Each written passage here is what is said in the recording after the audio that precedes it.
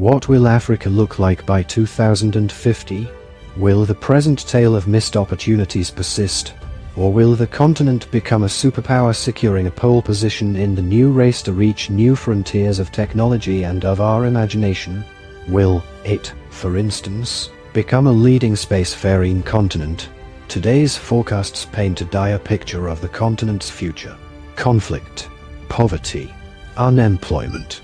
The plagues of yesterday creep into tomorrow. On the face of it, there appears to be little reason to expect a miracle, a sudden awakening that could herald the rapid transformation that Singapore and South Korea, for instance, have gone through in the past 6 decades. Yet this pessimistic narrative has obvious consequences. It scares investors. It demotivates African expatriates who might otherwise have considered returning home. Most critically, it robs African youth of a chance to dream of a better life right here on the continent. All of this perpetuates a vicious cycle where a presumption of future failures denies Africa the opportunities and resources it needs to truly deliver on the potential of its 1.2 billion people, in turn reinforcing prejudices about the continent. In my new book, From Africa to Mars, I counter this negative narrative. From Africa to Mars tells the story of a technologically advanced African continent that takes on a seemingly impossible challenge, flying to Mars within a decade. However, myriad challenges arise, causing the world to wonder, will they make it on time? I sent an early version of the manuscript to a friend based in the United Kingdom. When he read through it, he noted that it felt somewhat utopic. I asked him whether Iron Man or Wonder Woman felt utopic too. He said no. It's Westerners. Flying cars. Lasers. Interstellar travel.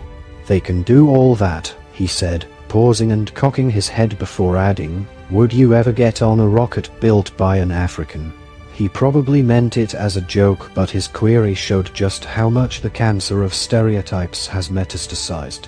We live in a world where tales of African genius are not just missing, they are discouraged and subconsciously banned. A few years ago, I was working on a communications campaign in Burkina Faso. Our goal? To encourage youth in the capital, Ouagadougou, to train for STEM careers. I crafted a series of illustrated posters on the outcomes of science and engineering studies. In one poster, a child started as an electrician and ended up as a space engineer. When I shared the poster with colleagues, one sent a reply that left me utterly shocked. She remarked that it was impossible for a child in Burkina Faso to become a space engineer. I informed her that the West African nation was already building its first satellite, Burkina Sat-1. Hence, there was no reason why a Burkinabe child couldn't join the country's nascent space program. Indeed, Africa's space sector is reaching new heights. In January 2022, South Africa made history by launching 3 nanosatellites that were the first to be wholly designed and produced on the African continent. Cocoa farmers in Ghana will soon be able to receive agricultural advice thanks to the Sat4 Farming Initiative, a program that leverages satellite imagery to monitor environmental conditions in the country. Angola's second telecommunications satellite, AngoSat-2, launched last week. In other areas of tech too, African innovators are showing why it would be a mistake to ignore them. M-Pesa, the pioneering mobile money payment service, was launched by Kenyan company Safaricom in 2007 and has since become a model for mobile banking services globally. While there were no unicorns on the continent a decade ago, Africa now boasts 7 startups valued at over $1 billion.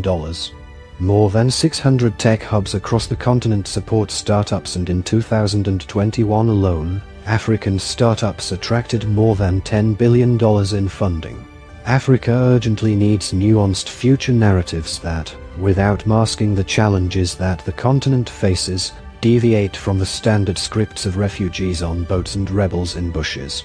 This is not just a requirement for attracting tourists and investors. I believe this will be critical to inspire the next generation of engineers, scientists, statisticians, astronauts and science enthusiasts who will help resolve Africa's most pressing developmental challenges and help the continent's potential take off.